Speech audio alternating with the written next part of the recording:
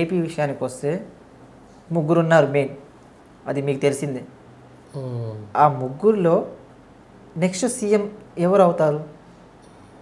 ఇప్పుడు అందరు ఆస్ట్రాలజర్లు చెప్పారు, అందరూ పొలిటికల్ అనాలిసిస్ వాళ్ళు చెప్పారు, అందరూ ఒక్కొక్కళ్ళు చెప్తున్నారు కదా. మీ ఉద్దేశంలో ఎవరు అవుతారు? ఈ గవర్నమెంట్ ఎవరు ఫామ్ చేస్తారు? చాలా మంచి బలమైన ప్రశ్న.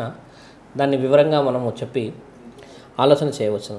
చూడండి, ఏపీ అనేది కానీ తెలంగాణ కానీ ఈ రాష్ట్రమే కానీ దేశమే కానీ ఎలక్షన్స్ అనేది మన వాళ్ళు చాలా మైక్రో లెవెల్ థింకింగ్ చేసే పొజిషన్లోనే ఉన్నారు ఇప్పుడు. అంటే ఫిల్టరింగ్ పొజిషన్లో ఉన్నది ఇప్పుడు మానవ జాతి. అవును, మంచి చెడు ముందే పసిగడుతున్నారు, పసిగట్టే లక్షణాల్లో. అలాంటప్పుడు ఏంటంటే ఇప్పుడు మీరు అన్న ప్రశ్నని, ఒక సాధువుని నేను కాబట్టి శివసాధువుని, శివుడి అన్వేషణలోనే గుడి గోపురాలు భిక్షాటన అనే ఒక జీవితం కంప్లీట్గా వేరే ఉంటుంది మాది.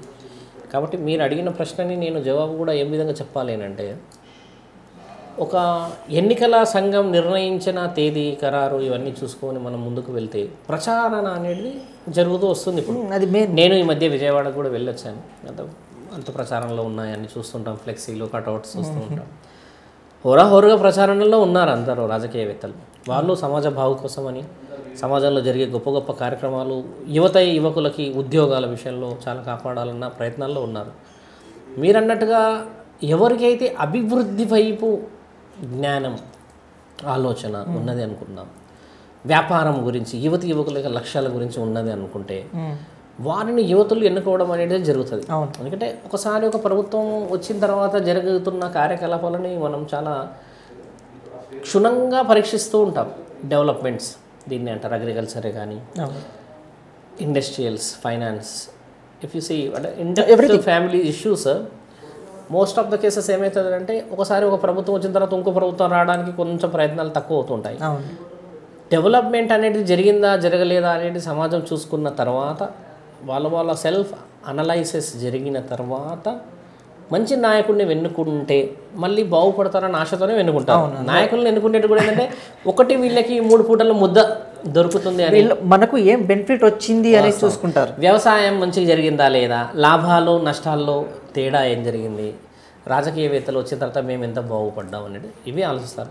నేను అన్నట్టుగా ఏంటంటే రాజకీయవేత్తలు ఎవరు వచ్చినా కూడా మిత్రమా, మానవులకి ఇప్పుడు ఎలాంటి విషయం అవసరమైపోయిందనంటే ఎన్నికలు రాకముందుకే నాయకుడిని జస్టిస్ చేసేస్తున్న సమాజం ఇది. అవును, అలాంటి సమయంలో నాయకులు కూడా ఆ విధమైన తెలివితోనే రావాలి.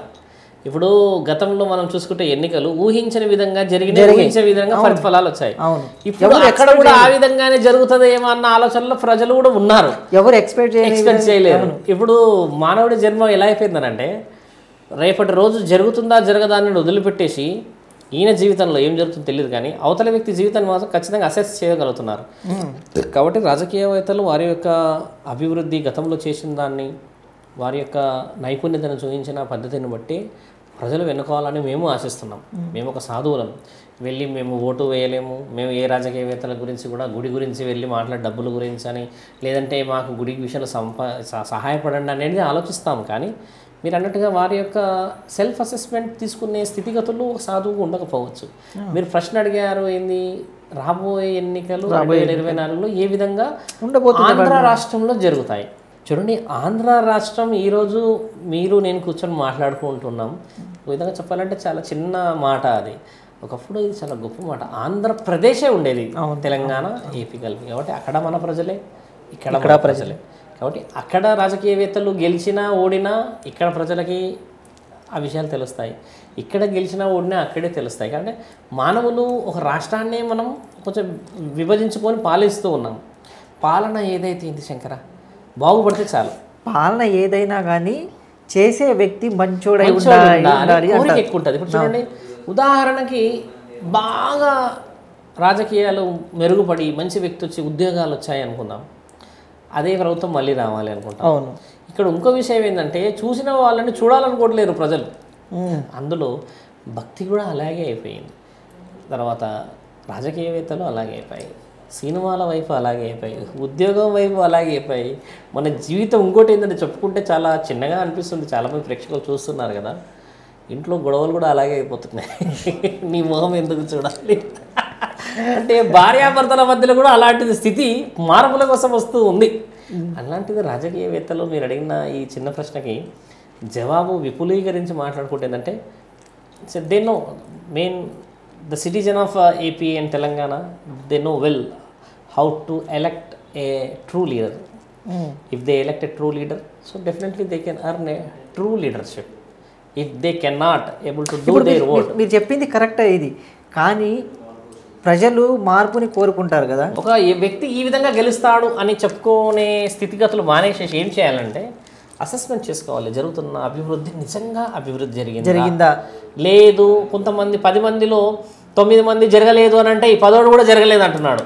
అలా అనకుండా ఈ 10 9 మందిని మార్చేలాగా ఉండాలి. జరిగింది కదా, చూపించాం కదా, చేసాం కదా, మాట్లాడాం కదా, ఇదిగో రుజువులు అనే విధంగా ఉంటే అప్పుడు నీవు అన్నట్టుగా డెవలప్మెంట్ రావచ్చు. ఇంకోటి ఏంటి స్వామి, ఇప్పుడు మన జనరల్గా మాట్లాడుకుంటే ఏదైతే పథకాలు ఉన్నాయో పథకాలు ఫ్రీగా ఇస్తే గెలుస్తారనేసి ఒక ధోరణి అయితే ఉంది.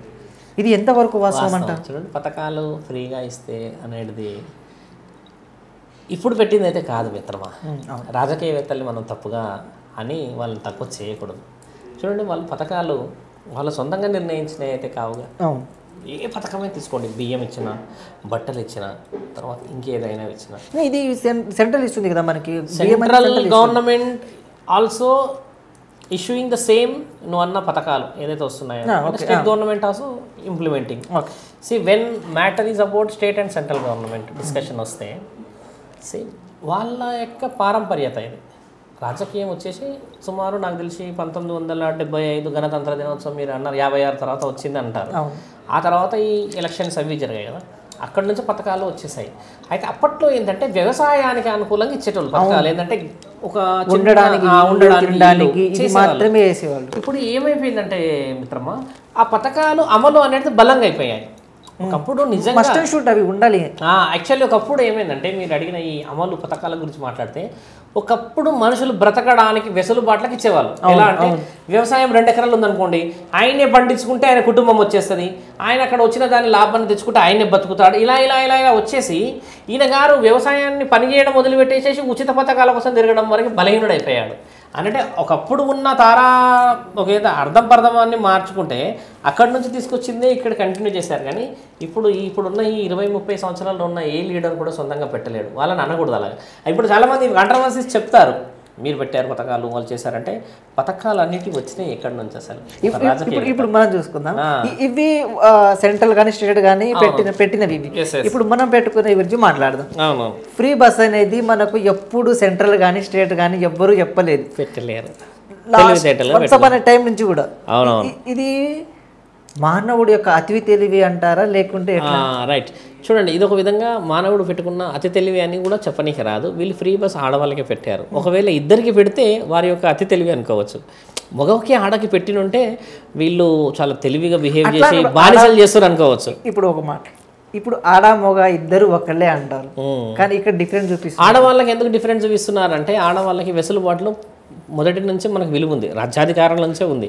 ఇప్పుడు మీరు అన్నట్టుగా ఫ్రీ బస్ పెట్టింది తెలంగాణ ప్రభుత్వం, ఆంధ్ర ప్రభుత్వంలో లేదు. అయితే తెలంగాణ ప్రభుత్వానికి ముందు మనకి ఇక్కడ పెట్టిన ఎవరైతే మీరు మాట్లాడుతున్నారో ఇప్పుడు మన సీఎం గారి గురించి ఇక్కడ చెప్తూ విషయము, గతంలో పెట్టిన రాష్ట్రాల అనుకూలంగా పెట్టింది అది. అంతేకాని ఈయన గారు సొంతంగా వచ్చి సంతకాలు పెట్టిన తర్వాత వచ్చిన అమలు కాదు. అంటే గతంలో పెట్టిన రాష్ట్రాల్లో జరిగిన అభివృద్ధిని వీళ్ళు ఒక గుణపాఠం లాగా తీసుకొని మనకు ఒక మంచి ఉపయోగాన్ని ఇచ్చారు. ఇక్కడ వాళ్ళు ఉపయోగంగానే ఉన్నదనే చెప్పుకో. ఇప్పుడు లక్షల మంది ఆడవాళ్ళు తిరుగుతున్నారు మిత్రమా, చాలా మంది వస్తున్నారు పోతున్నారు, ఊర్ల నుంచి వస్తున్నారు. అంటే కొంత 3-4 నెలల్లో విచ్చలవిడితనం వచ్చింది. అందరికి ఒక డౌట్ స్వామి, ఏంటి అంటే ఫ్రీ బస్సు పెట్టారు. ఇప్పుడు అంటే ఏదైతే చిన్న చిత్తగా జాబ్ చేస్తున్నారో వాళ్ళకి ట్రావెలెన్స్ ఎలివెన్స్కి బాగానే ఉంది, ఉపయోగపడుతుంది ఖచ్చితంగా. కానీ ఊళ్ళో కానీ ముసలోళ్ళు కానీ వాళ్ళు ఏదో ఒక్కరోజు మాత్రమే మేము ట్రావెల్ చేస్తాం, దానికి డబ్బులు చెల్లించిన మాకు ఇబ్బంది ఏం లేదు, చెల్లించడానికి ఇబ్బంది లేదు అన్నారు. అయితే మెట్రో సిటీసే మాట్లాడాలి ఉచిత బస్సు గురించి మాట్లాడుకుంటే. మీరు అన్నది ఏంటంటే హైదరాబాద్ నుంచి పలానా జనగం పలానా నల్గొండకు బస్సులు పోతాయి. అంటే హైదరాబాద్లో మెట్రో సిటీస్లో తిరిగే ఏదైతే 1000-1500 బస్సులు మన దగ్గర తిరుగుతాయి లోకల్లో, అంటే సాఫ్ట్వేర్స్, ఎంప్లాయీస్, ఇండస్ట్రీస్ ఎక్కువ ఉండడం చేత ఎక్కువ శాతంగా హైదరాబాద్లో ఉపయోగపడుతుంది bus. Apart from metro city తీసుకుంటే అర్బన్ ఏరియాస్లో తక్కువ శాతంగానే ఈ నువ్వు అన్న పథకాలు ఓకే. అవును. ఇప్పుడు మీరు అన్నట్టుగానే ఆ ఊర్లు కూడా ఇప్పుడు అడ్వాన్స్డ్గానే అయిపోయాయి మిత్రమా. నేను చెప్పేది ఏంటంటే ఉచిత బస్సుల్లో 1-2 నెలలు వాళ్ళకు ఉత్సాహంగా తిరిగి ఉండవచ్చు ఫ్రీ అని, కానీ మాటికి ఇప్పుడు అంతగా పబ్లిక్ లేరు, అవసరాన్ని నిమిత్తం తిరుగుతున్నారు మిత్రమా. అలా కొంచెం ఆలోచించాలి. నేను ఏ రాజకీయవేత్తను కూడా ఇక్కడ ఉద్దేశించి మాట్లాడతలేను. ఇంకోటి ఏంటంటే ఇప్పుడు మీరు పెట్టిన ఈ ఛానల్ చాలా మంది వ్యూవర్స్కి వెళ్తుంది కాబట్టి రాజకీయవేత్తలను ఉద్దేశిస్తలేము, ఇక్కడ మనిషి యొక్క ఆలోచనను ఉద్దేశించే మాట్లాడుతున్నాం. ఎందుకంటే వాళ్ళు పెట్టారు, వాళ్ళు కూడా అదే క్యాచ్ చేస్తారు. నువ్వు ఉరుకుతున్నావు, పరిగెత్తుతున్నావు, తీసుకుంటున్నావుగా, మరి నీ ఆలోచన ఎక్కడ పోయింది? కాబట్టి ఏంటంటే మనిషి the citizen of AP, Telangana or Indian. ఇప్పుడు రాబోయే ఎలక్షన్ గురించి మాట్లాడుకుందాం. సో ఎవరు అనేసి చెప్పవచ్చా? చెప్పడానికి నేను మొదటే నువ్వు అడిగిన ఆన్సర్ ఇచ్చేసినా కూడా, అభివృద్ధి ఎవరు చేయగలుగుతారు అనేది మానవుడు తెలుసుకునే స్థితిగతుల్లో ఉన్నాడు. కాబట్టి ఎవరైతే మాకు నిజమైన నాయకుడు అవుతాడన్న ఆలోచన చేస్తే వాళ్ళే గెలవాలి. ఇది వాస్తవం. ఇప్పుడు 3 ఉన్నారు, 3లో 2కి అనుభవం ఉంది, ఒక పర్సన్కి మాత్రం లేదనుకొని చెప్పుకోవచ్చు మనం. అవును మిత్రమా. ఇప్పుడు అలాంటి వాళ్ళు వస్తే ఇప్పుడు రాష్ట్రానికి కానీ దేశానికి కానీ ఏదైనా అభివృద్ధి ప్రయోజనం ఉంటుందా? యంగర్స్ అంటే youngsters. So if you give opportunity to the young leaders, అంటే డైనామిక్ లీడర్స్ అంటారు వాళ్ళని, వెరీ అగ్రెసివ్ లీడర్స్ అని అంటారు. See when it comes to the political లీడర్స్ని మీరు బాగా గమనించి చూస్తే వంశపారంపర్యంగా చాలా తక్కువ శాతం మంది కనబడతారు. మీరు గమనించండి. లీడర్షిప్ అనేది ఎలా వస్తుందంటే మిత్రమా, ఒక వ్యక్తి వచ్చి సమాజం మొత్తాన్ని గ్యాదర్ చేయగలడు, దాన్ని లీడర్షిప్ అంటారు. ఇప్పుడు అలాంటి లీడర్లు లక్షల్లో ఉన్నారు. అవును. అలాంటి కొడుకులే మళ్ళీ వాళ్ళ కొడుకులే లీడర్స్ అవుతారు అనేది లేదు. అలాంటి కొడుకులు ఏదో ఇండస్ట్రియల్ కావచ్చు, ఏదో వ్యాపారవేత్త కావచ్చే, కానీ చాలా తక్కువ శాతంగా వస్తుంది. పారంపర్యంగా మనము రాజకీయ నాయకుల ద్వారా మాట్లాడుకుంటే నీ పొజిషన్ నాకే వస్తుంది, కానీ ప్రజల్ని శాసించే పాలనని ట్యాక్లింగ్ రాదు, ఆ మెచ్యూరిటీ రావాలి అంటే they should be definitely in the field. వాళ్ళు ఖచ్చితంగా అనుభవరీత్యా అనుభవాలు ఎదుర్కోవాలి. నీవు ఏవైతే అంటున్నావో ఎదురు దెబ్బలు తగలకపోతే అనుభవం రాదు. కాబట్టి ఏంటంటే మిత్రమా, ఈ రాజకీయ జీవితాన్ని మనం కొద్ది క్షుణ్ణంగా వెళితే వాళ్ళకి మనస్సు ప్రశాంతత కోల్పోయిన జీవితాలు మిత్రమా. వాళ్ళు చాలా కష్టపడతారు వాళ్ళ జీవితాల్లో, వాళ్ళు చాలా నిద్రలేని రోజులు చూస్తారు. ఒక్కళ్ళో ఇద్దరు వల్ల అందరికీ చెడు పేరు వస్తుంది, కానీ ఒక్కళ్ళో ఇద్దరు వల్ల సమాజం మొత్తం బాగుపడుతుంది. అలాంటి విషయాన్ని గమనించాలి. ఇప్పుడు చివరిగా ఒక ప్రశ్న ఏంటి అంటే, రాజకీయాల్లో మార్పులు అనేవి జరుగుతాయా? ఖచ్చితంగా జరగబోతున్నాయిగా మార్పులు, ఖచ్చితంగా జరుగుతాయి. మీరు ఊహించారా ఇక్కడ జరుగుతాయని? ఇప్పుడు నువ్వు నేను మాట్లాడుకుంటున్న ప్రాంతంలో ఎలా జరిగాయో అక్కడ కూడా అలాగే జరగబోతున్నాయి. కాబట్టి మార్పు ఖచ్చితంగా మిత్రమా. మార్పు అనేది చూడండి, డెవలప్మెంట్స్ చూసి చూసి చూసి చూసి చూసి మనిషి కోరుకునేది కూడా మార్పే.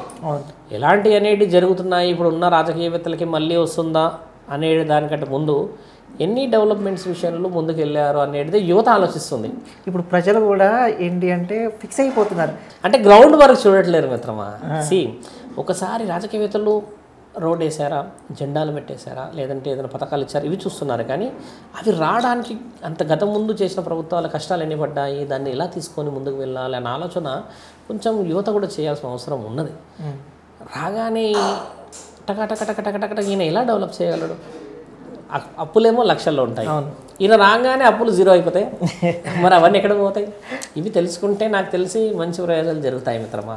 ఇంకా రాజకీయవేత్తల గురించి ఏంటంటే మనం శివసాధులం కాబట్టి తక్కువనే మాట్లాడుకోవాలి.